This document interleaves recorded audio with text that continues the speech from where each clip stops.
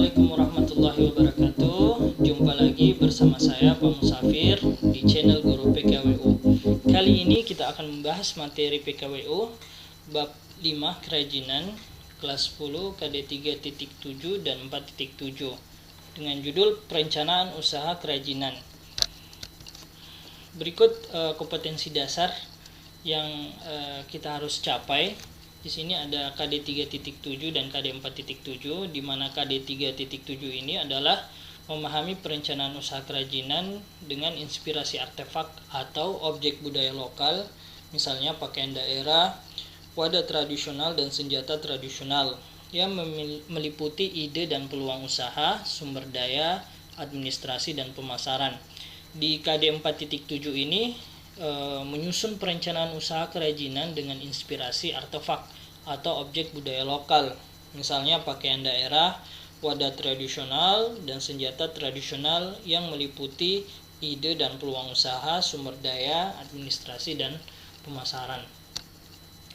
Ya, berikut tujuan pembelajaran dari materi ini. Yang pertama adalah Anda mampu menggali ide dan memanfaatkan peluang usaha berdasarkan inspirasi objek budaya lokal. Kemudian tujuan pembelajaran yang kedua adalah Anda mampu memahami administrasi dan pemasaran berdasarkan inspirasi budaya lokal. Ya, ide dan memanfaatkan peluang usaha berdasarkan inspirasi objek budaya lokal. Ya, adik-adik sekalian, Anda harus tahu bahwasanya banyak orang yang sukses di luar sana. Itu karena sebuah ide atau gagasan cerdasnya. Ya, selain kerja keras, ya Anda harus punya ide-ide inovatif dan kreatif untuk menuju kesuksesan sebuah usaha. Nah, oleh karenanya, sebelum memutuskan membangun sebuah konsep usaha, maka mencari, menggali, mengeksplorasi ide-ide usaha itu sangat diperlukan. Ya, baik. Berikut ini ada 8 cara untuk menggali ide-ide dan memanfaatkan peluang usaha yang bisa kalian lakukan. Ya, yang pertama itu adalah memanfaatkan internet dan media elektronik lainnya. Ya, di era sekarang ini di mana internet, radio, televisi atau media elektronik lainnya merupakan jalur terbaik untuk memperoleh sebuah informasi, ya termasuk info tentang membangun sebuah usaha atau bisnis. Nah, namun dari sekian banyak media elektronik, internet merupakan yang paling fleksibel, ya karena kita bisa mengeksplorasi, ya searching, mencari, ya kapan saja ya kita mau. Jadi internet ini merupakan jalan termudah menggali dan menemukan ide-ide usaha yang mungkin belum kita ketahui selama ini. Kemudian yang kedua, baca buku dan referensi bisnis. Nah, ada banyak buku. Ya, ketika kalian masih bingung harus mau buka usaha apa, ya maka buku ya seperti majalah, pamflet, koran, ya itu menjadi sumber informasi yang bisa membantu Anda menciptakan ide-ide bisnis yang bagus. Ya. Kemudian yang ketiga, mengikuti kegiatan seminar usaha. Nah, di sana kalian akan mendapatkan ilmu dan mentor yang berpengalaman dalam membangun sebuah usaha. Anda bisa belajar di mengembangkan potensi Anda dan bisa konsultasi langsung oleh pakar-pakar seminar usaha tersebut. Nah, kemudian yang keempat, aktif bergabung di komunitas bisnis. Ya, jika ada kesempatan, ya cobalah bergabung dengan satu atau beberapa komunitas bisnis, itu banyak sekali. Ya, apalagi saat sekarang ini banyak community, ya dalam membangun masyarakat, salah satunya adalah membangun sebuah usaha. Ya, jadi Anda bisa gabung, ya join di komunitas tersebut, ya Anda bisa mendapatkan banyak ilmu. Ya, tentu kalian akan memiliki peluang masuk dalam jaringan relasi dan pertemanan para usaha-usaha tersebut atau entrepreneur tersebut. Ya, mungkin mereka akan membantu ya secara tidak langsung ya dalam menggali potensi bisnis yang ada dalam diri Anda. Kemudian kelima di sini adalah mengunjungi pameran kewirausahaan. Nah, salah satu tempat yang cukup efektif membangun ide-ide itu memang adalah mengunjungi pameran kewirausahaan. Ya, bagi berbagai produk baru, bisnis baru, dan pekerjaan baru sering dipertontonkan dalam sebuah acara pameran. Ya, nah, kalian akan mendapatkan pengalaman kewirausahaan secara lebih real, ya, lebih nyata. Kemudian yang keenam, berdiskusi dengan para pelaku usaha. Ya, kata pepatah, pengalaman adalah guru terbaik. Ya, dalam mencari celah usaha yang bagus, ya coba berdiskusi dengan orang-orang yang telah sukses. Ya, bukan juga orang-orang yang telah sukses, tapi orang-orang yang gagal pun, ya, karena mereka orang-orang sukses itu tidak mungkin mencapai sebuah kesuksesan tanpa melalui tahapan-tahapan sulit, ya, termasuk kegagalan, ya, dalam membangun bisnisnya. Nah, biasanya akan selalu datang inspirasi setelah kalian mengetahui pengalaman bisnis mereka secara langsung. Kemudian yang ketujuh, yang ketujuh adalah kunjungi pusat-pusat bisnis. Ya, selain pameran tadi, ya, lokasi lain yang bagus untuk memperoleh ide usaha adalah mengunjungi pusat-pusat bisnis. Ya, dengan mengunjungi tempat tersebut, ya, kalian akan dapat menyaksikan dan belajar banyak mengenai gambaran perputaran roda perekonomian dan bisnis. Ya, jadi ada banyak itu, ya, lokasi-lokasi bisnis. Anda bisa berkunjung di situ, tanya-tanya tentang pengalaman bisnisnya dan lain sebagainya. Ini juga bagus, ya, dalam menggali ide dan memanfaatkan peluang usaha. Dan yang terakhir adalah mengamati lingkungan sekitar. Ya, atau survei langsung, ya. Ya, Anda langsung mengamati. Ya, salah satu cara menggali ide-ide usaha adalah memang dengan survei langsung. Ya, melakukan pengamatan, ya, ke lingkungan sekitar. Ya, Anda perhatikan apa saja kebutuhan orang-orang yang bisa menjadi peluang usaha, atau amati adakah bahan-bahan atau sumber daya yang tidak berguna yang kemudian Anda bisa menjadikan itu sebagai barang ekonomis. Ya, perhatikan, lihat, ya, kemudian pikirkan, ya, dan renungkan. Hal ini akan membuat Anda lebih mudah menemukan ide usaha yang nantinya akan Anda geluti. Baik, ini mungkin barangkali, ya, ada 8 cara dalam menggali ide dan memanfaatkan peluang usaha. Baik, kita lanjut. Analisa peluang usaha. Jadi sebelum memulai sebuah usaha itu, kalian memerlukan sebuah analisa peluang usaha. Ya, analisa peluang usaha ini adalah suatu analisis bertujuan mengetahui apakah usaha Anda tersebut itu dapat dikerjakan, dilaksanakan, dan memberikan keuntungan di kemudian hari. Jadi Anda dari awal sudah analisa memang, ya, apakah usaha Anda prospek ke depan menguntungkan atau tidak. Ya, jadi tujuan daripada analisa peluang usaha ini adalah untuk mendukung kesuksesan sebuah bisnis di masa mendatang. Ya, jika kalian melakukan analisa peluang usaha, bisnis kalian pun dapat dijalankan tanpa mengalami banyak kendala. Ya, bisa dikatakan ini adalah sebuah planning awal dari membangun sebuah usaha. Ya. Jadi ada banyak sebenarnya manfaat dari analisa peluang usaha ini. Yang pertama itu, ya, saya sebutkan saja, mencegah kerugian atau kebangkrutan usaha Anda, ya, mengetahui produk atau jasa jika dibutuhkan oleh pasar setempat, ya, kemudian juga mengetahui minat konsumen, ya, tentang produk atau jasa yang Anda tawarkan, ya, mengetahui rugi, ya, atau untung rugi, ya, laba ketika berbisnis, dan masih banyak lagi, ya, manfaat dari analisis peluang usaha ini. Ya, jadi Anda silahkan banyak membaca dari modul yang telah dibagikan. Baik, kita lanjut saja, ya.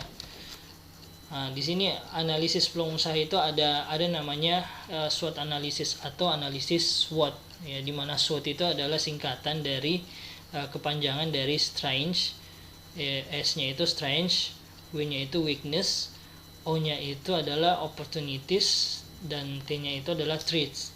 Ya, jadi ini adalah singkatan. Nah, biasa dipakai dalam melakukan analisis usaha. Oke, kita bahas yang pertama ini adalah analisis strength, ya, kekuatan. Ya. Jadi saya kembali dulu. Jadi analisis SWOT ini adalah analisis sejauh mana usaha kita. Ya, sejatinya kita mengoreksi, ya, koreksi usaha kita, ya, seperti kekuatannya. Kita mengetahui kekuatan daripada usaha kita apa, kemudian kelemahan dari usaha kita apa, ya, kemudian opportunities, peluang usaha kita apa, ya, kemudian threats itu adalah kelemahan, ya, kelemahan dalam usaha kita apa. Jadi kalau kita ketahui semua ini, ya, kita akan mampu membawa usaha kita ke arah yang lebih baik. Baik, kita kembali ke sini ya, penjelasan kita jelaskan sedikit. Strength, keuntungan. Keuntungan ini maksudnya keunggulan, ya, keuntungan apa atau keunggulan apa yang dimiliki oleh usaha yang kita jalani. Ya, kekuatan utamanya apa, ya, secara positif baik saat ini maupun di masa yang akan datang.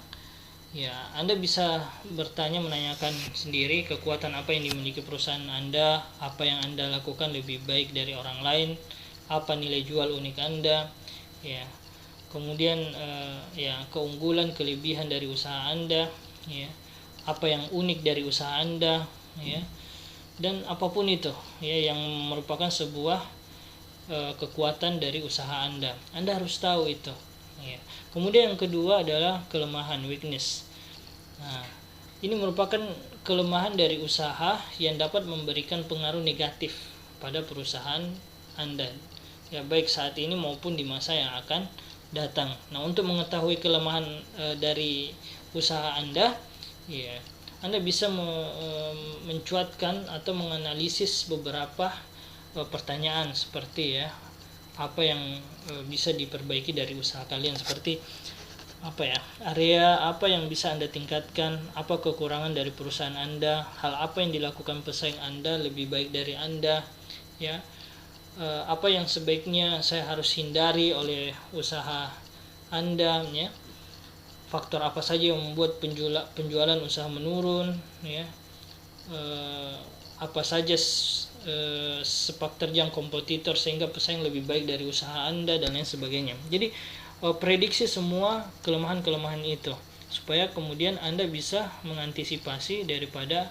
kekurangan-kekurangan dari usaha Anda.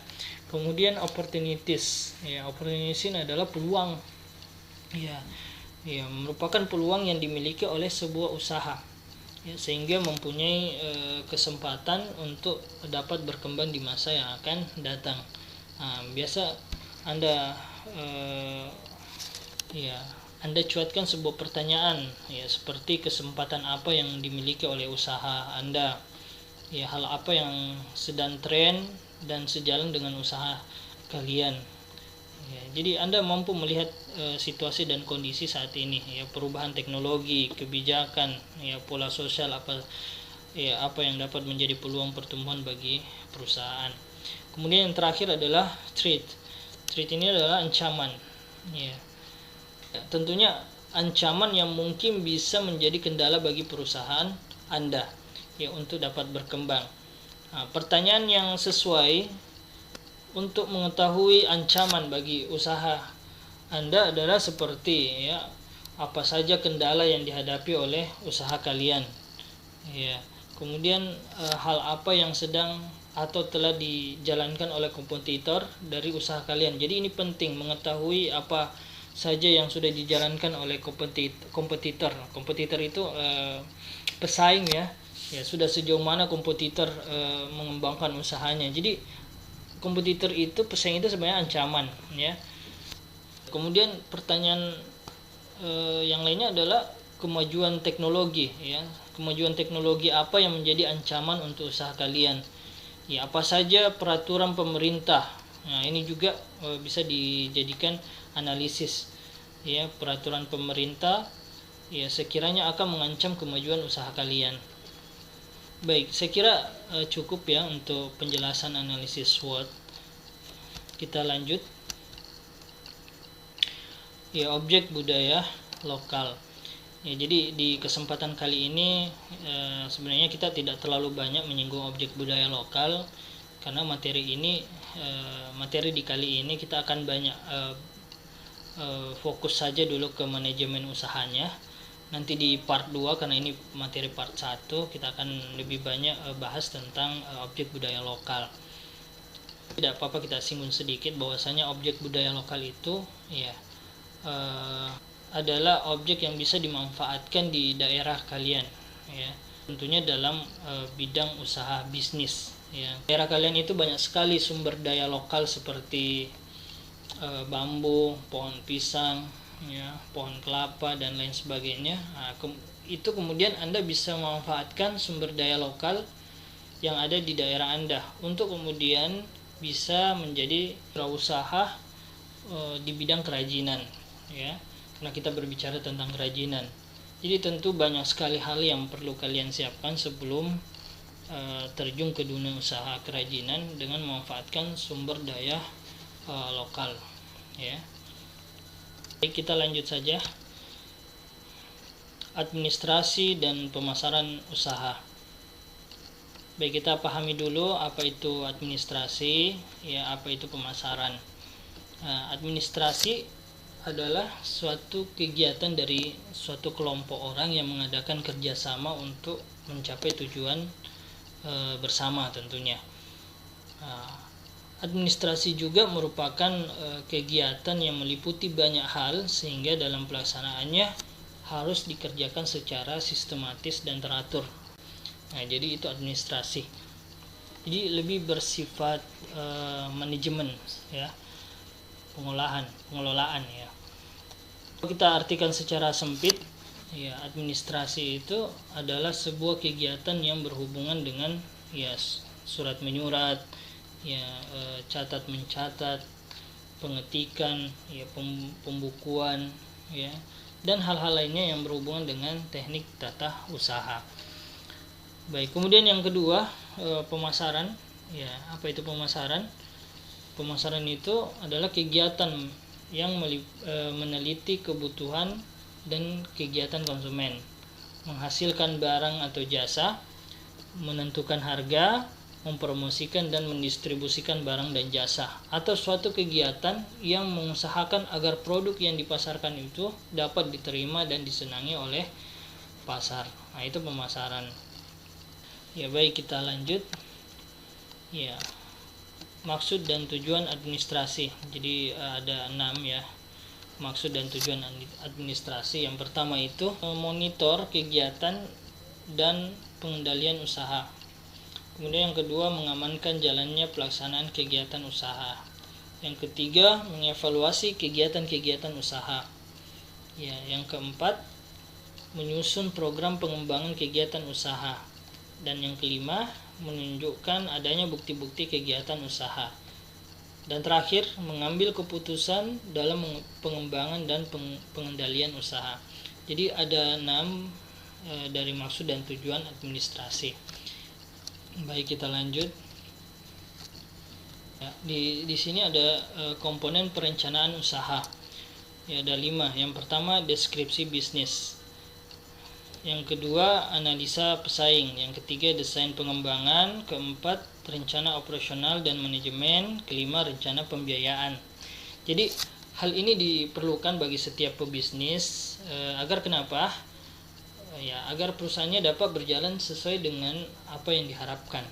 Ya, komponen perencanaan usaha akan menjadi acuan ya bagi manajemen bisnis yang dibangun mulai tahap perencanaan produksinya hingga pemasarannya. Nah, jadi yang pertama itu dalam komponen perencanaan usaha yakni deskripsi bisnis.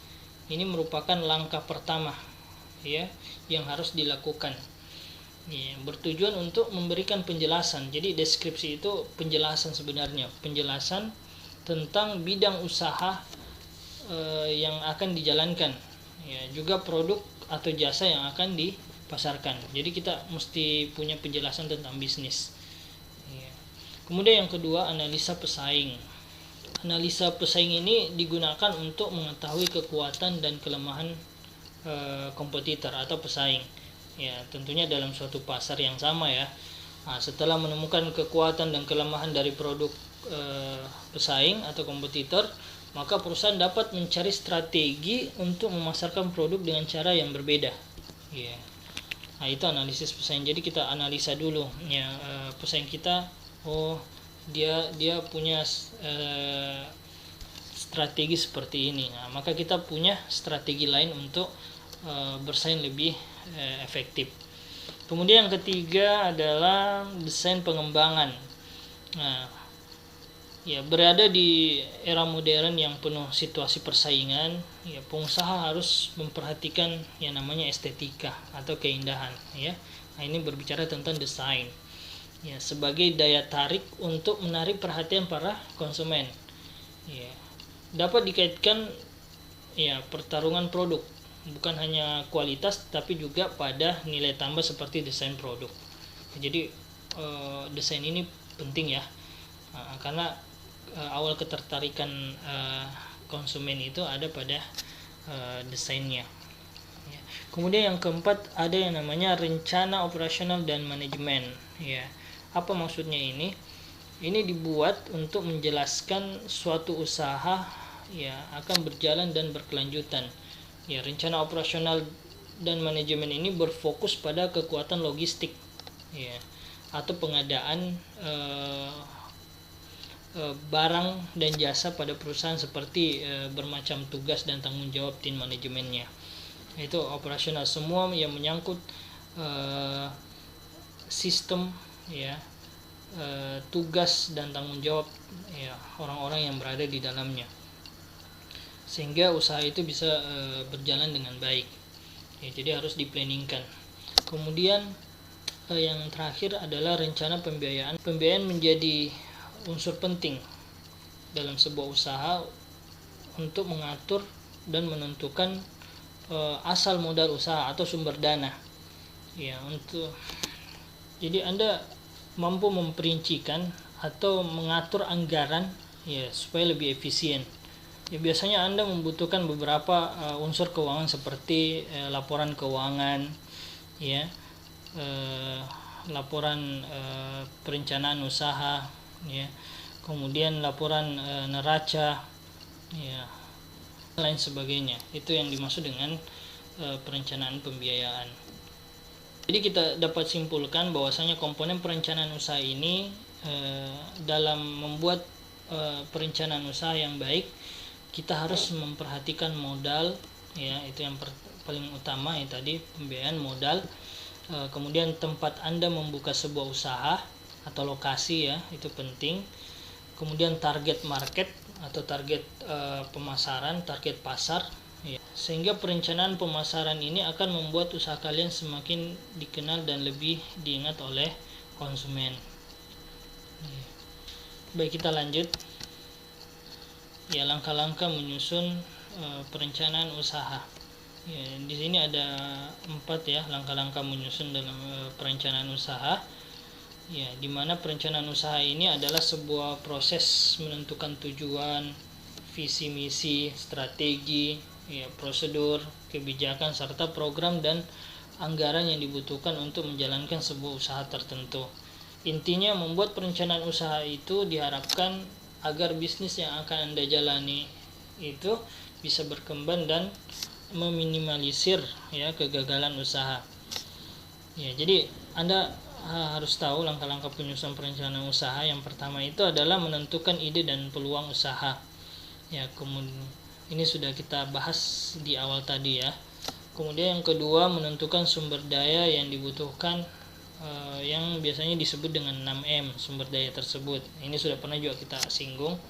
Apa itu 6M ya? Sumber daya 6M yaitu manusia ya, atau biasa disebut dengan man, manusia, money, uang, kemudian material ya, fisiknya, machine ya, atau mesin, teknologi, metode Ya, kemudian yang terakhir M yang terakhir adalah market atau pasar. Ya, kemudian langkah penyusunan rencana usaha yang ketiga adalah melakukan perencanaan administrasi usaha kerajinan. Nah, ini yang tadi kita sempat singgung. Ya, yang meliputi perizinan usaha, surat menyurat, ya, pencatatan transaksi barang dan keuangan, ya, termasuk pajak ya.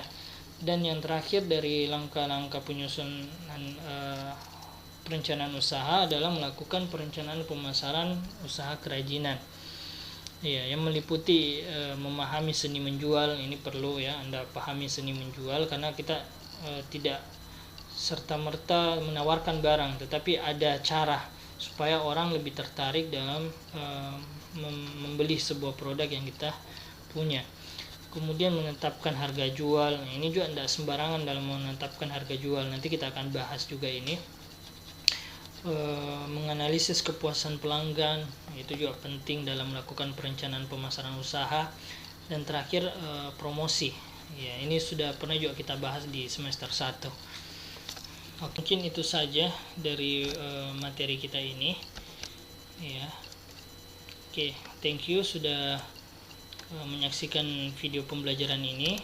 Dan pembahasan materi kali ini semoga bermanfaat ya, dan jangan lupa dukung channel ini dengan cara subscribe, like, dan share jika bermanfaat. Akhir kata, wassalamualaikum warahmatullahi wabarakatuh.